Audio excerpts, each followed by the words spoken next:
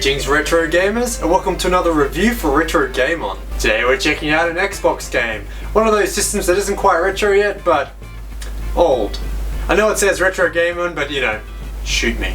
Today we're checking out Red Dead Revolver, the spiritual predecessor to Grand Theft Auto Horsey, otherwise known in academic circles as Red Dead Redemption. Red Dead Revolver was released in 2004 by Rockstar Games and was also released on the PS2. This means it can now also be picked up on the PSN. I should note that I went through many hardships to bring you this review. My copy is an ex-rental for one. While probably polished with a scratch machine, it's quite apparent that it's had a hard life, so it continuously froze on me. Over that, my capturing software decided it was on Christmas holidays and did the same thing, leading to corruption of some video files. But here I am, rising above technology to bring you this weekly review. I won't let a $3 Xbox game bring me down. $3 or not, this is still a very solid game that's just overflowing with character, leading to its cult status in the present. If you like spaghetti westerns or basically any Quentin Tarantino film ever, you're sure to enjoy this. It's full of so much over-the-top violence that's nearly cartoonish, along with plenty of humour that makes it hard to stay mad at this game for any sort of problem you may have with it.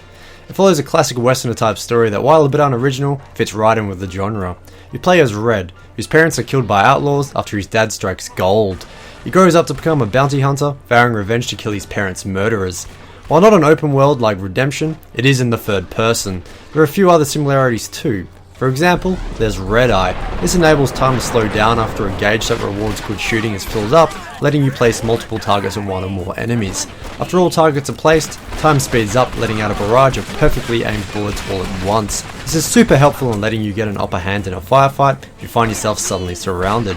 The other main related connection I noticed was the duels. This works using Deadeye too, but unlike in the heat of battle, there's a nerve-wracking wait to see who will draw first. These are scripted into the game and can't be avoided, but if you can't get a rush out of these, then something is clearly wrong.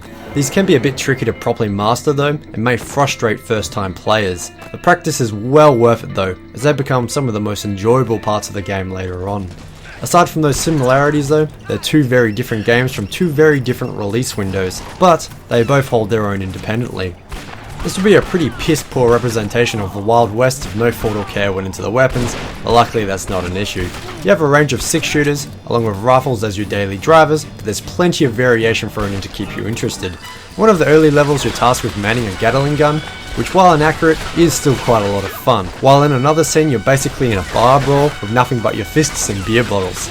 Weapons require to be repaired and can be upgraded in between levels. This is done with money for blood.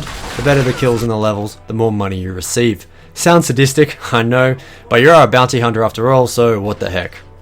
After a few levels, this really starts to feel like an arcade shooter in its own wacky way, much like Team Fortress 2. An exact headshot doesn't always guarantee a kill, and the gunplay is fast paced, requiring plenty of running around and dodging. There is a cover system, but I didn't use it unless it was absolutely necessary. For one, it's just more fun to run around and shoot like you're a headless chicken on the 31st of December 1899, but I did find the cover system mechanics a bit laggy. You can really break the pace to wait for the game to catch up as you're entering and leaving cover, but during that time you're also left vulnerable to enemy gunfire. Otherwise, the general controls are quite acceptable. Maybe my only other complaint is a train level where you have to dodge obstacles, which I never truly understood how to do accurately, but otherwise the parts of the game that required any sort of platforming mostly went down smoothly. While the enemy AI are a bunch of dum-dums for the most part, they are fun to deal with, adding to the arcadey feel. It never feels monotonous thanks to the fantastic and funny dialogue coming from their mouths, as well as all the shooting matches being broken up by a continuous stream of boss fights. All of these are different too, not just another enemy that can take more damage. They constantly keep you on your toes as you try and figure out where their weak spots are, and how to successfully dodge their perks. Another cool thing is the multiple characters you play as. The main character is Red, who's on his bounty hunter revenge infused rampage, but there are plenty of characters such as Annie Stokes, whose lives intertwine into the storyline somehow. They have special abilities too, like Red has Deadeye. Annie for instance simply has a suddenly destructive single shot that's rewarded to the player the same way as Deadeye. It's not all gunslinging however, as there are interludes of sorts that break up the gameplay. There's a hub world of Brimstone, which you can visit in between missions so you can converse with the locals. There's also the bar fight like mentioned before, and the few platformer infused levels keep things interesting. On first glance, the game seemed quite dark and muddy to me, and I had to increase the brightness in-game quite a bit so it was playable. I don't know if maybe I didn't configure it properly somehow originally, but Under the Darkness is quite a good looking game world. It's stylized quite tastefully in a cartoony way, not too extreme that it's abstract, but enough that it has an original edge. I was quite fond of the texturing and the general modelling, although sometimes some landscapes and the insides of some buildings could be bare, but that isn't a huge issue at all. All of this is illuminated by a fantastic lighting system, really pushing the notion of you existing in the hot, arid deserts unbelievable. The graphics are supported by a simply fantastic soundtrack. Every song is from a genuine spaghetti western, making you feel great as you play this game. Nothing gets you in the mood like a good score, and the music makes you actually think you're in a spaghetti western as you play. Honestly, just can't explain how awesome this is, and I'm worried I'm downplaying it a bit. You just have to play the game and find it out for yourself, I guess. In conclusion, this is one of the best games I've played that's come out of the mid-2000s. If you're a fan of spaghetti westerns or Rockstar games in general, then you're sure to enjoy this. There just isn't many games out there like this one. Although I should warn you, don't dive into this expecting Red Dead Redemption. While there are similarities indicating that they're related, these two siblings really are on two different playing fields. Having said that though, if you do like one, then I'm sure you wouldn't have a hard time getting into the other.